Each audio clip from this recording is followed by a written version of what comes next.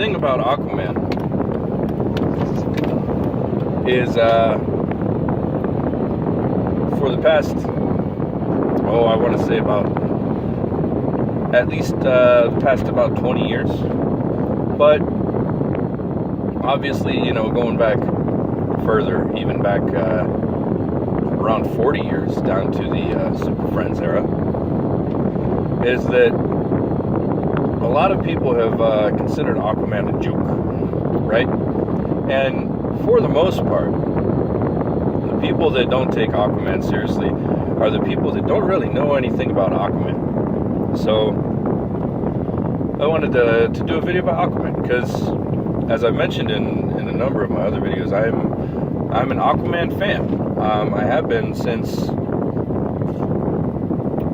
about 92, 93, somewhere around there. Right when the relaunch happened, around the same time as the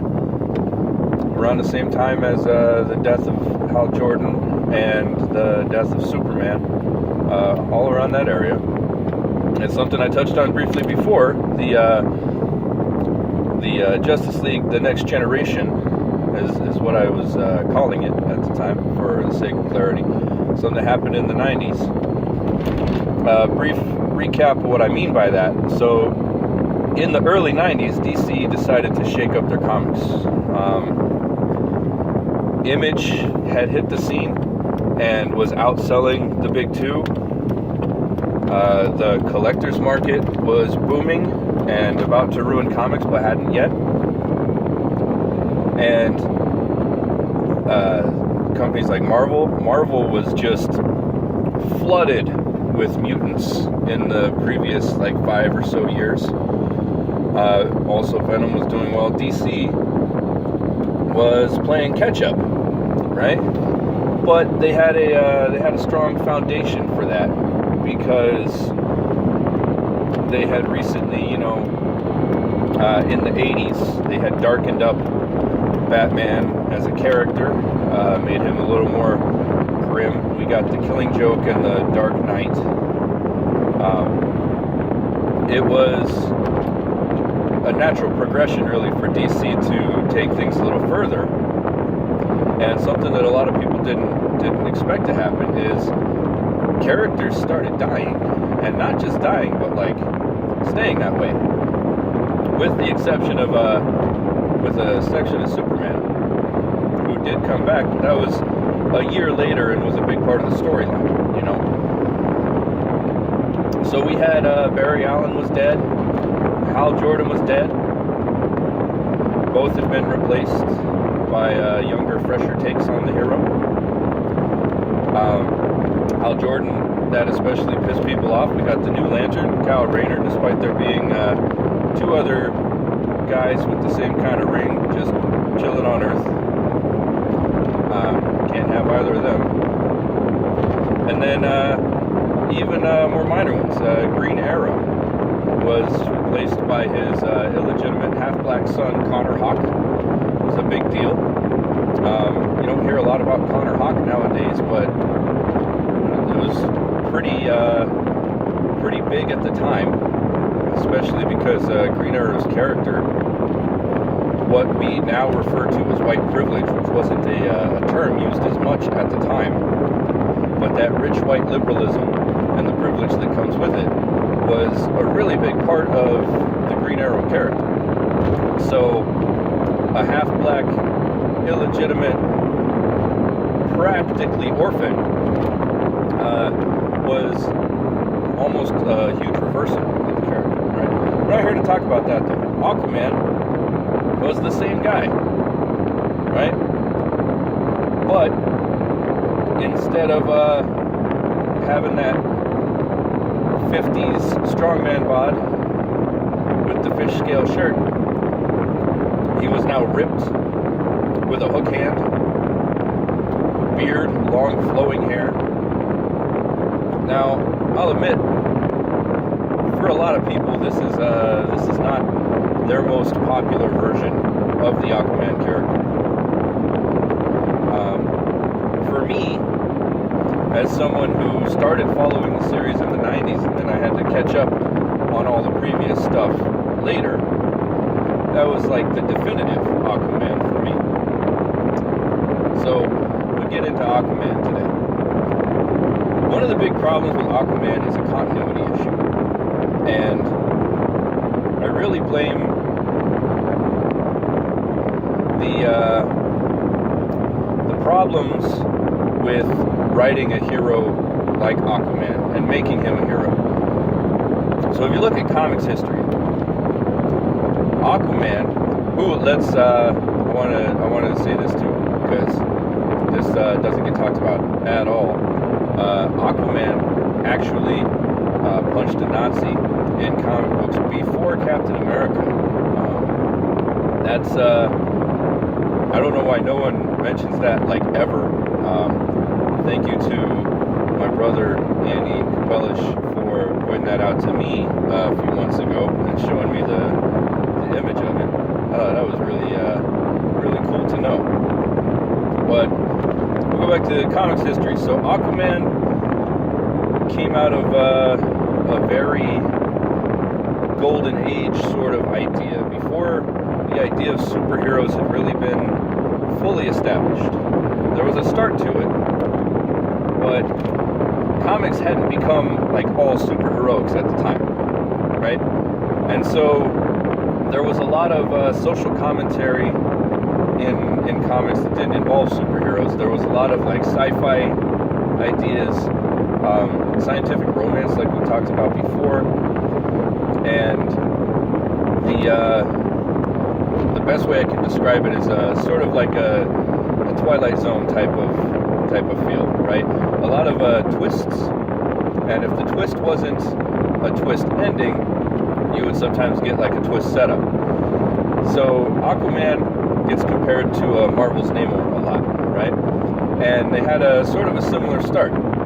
The oceans need protected from humanity, and there's a king of the sea, and he's going to do that, right?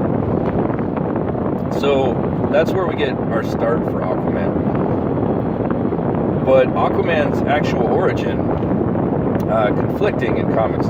If I'm completely honest, I don't know which ones were canon at which time, because there were so many swimming around. But the three basic origins we have. Number one, we have Orin, right? Orin is the heir to the Atlantean throne. He is born with blonde hair, which in Atlantean society was a curse. Those children are abandoned to die. And little baby Orin was taken in by a pod of dolphins, raised as one of their own, right? He later returns as a grown man. He's Aquaman. Reclaims his throne. Turns out his blonde hair is why he can talk to fish. And that's it's one of his origins, right? Another origin we have. Very similar origin, except that he is raised in the human world. A lighthouse keeper finds him, Mr. Curry. You all know him as Jango Fett, if you watched the recent film. So Jango Fett finds him, raises him as his son, and then later it is revealed to him that he is the heir to Atlantis. His father is an adopted father. He takes the throne, becomes Aquaman. The more recent one, right, is that his mother and the lighthouse keeper fall in love. He is the illegitimate son, but still an heir to the throne as the firstborn of the queen. And he returns to take the throne, right? So that's one of the first points of confusion that people have, right? The current canon is basically what you see in the movie. That was reestablished in the New 52, and I haven't seen it conflicted in Rebirth.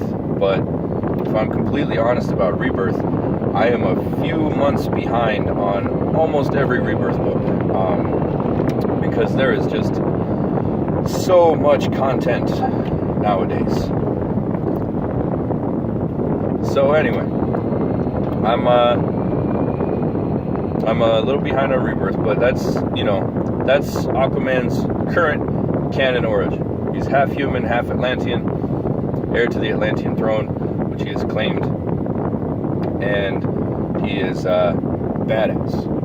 Now, as far as the Aquaman talks to fish thing, it's another thing that I do want to blame the Super Friends for. Here's the problem with him being the guy who talks to fish, is he has a lot more uses. He has super strength. He's super durable. He can, breathe underwater, which is most of the surface of our planet. And when it comes to the Super Friends, his job was to show up and tell a sea beast to do something.